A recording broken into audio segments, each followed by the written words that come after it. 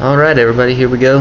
This will be the first of hopefully many Transformers toy reviews. My name is Armageddon, and I'd like to start this video off by giving a special thanks to Optibotimus and Piao.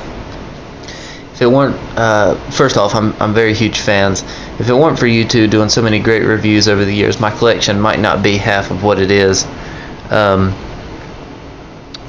Just, you know, y'all's two videos have really given me an interest in doing this, and I don't know how well this video is going to be. This is obviously my first, like I said, and just bear with me. Today we're taking a look at Transformers Generations Thundercracker. I've had this toy on my shelf for many years, and it may arguably be my favorite. Everybody has seen this mold. It just works. This is Thundercracker to a T. Just everything is perfect. You know, I never was crazy about the toys that had the fire missiles, but you know, it's nice on Thundercracker. The paint, you know, I just don't even know where to start. The paint is just perfect.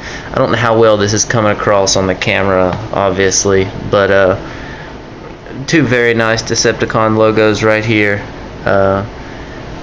Just it's definitely not lacking in paint apps. You know, you got a little bit of robot kibble underneath here, but with the way action figures are going now, that's to be expected. Just an overall great figure.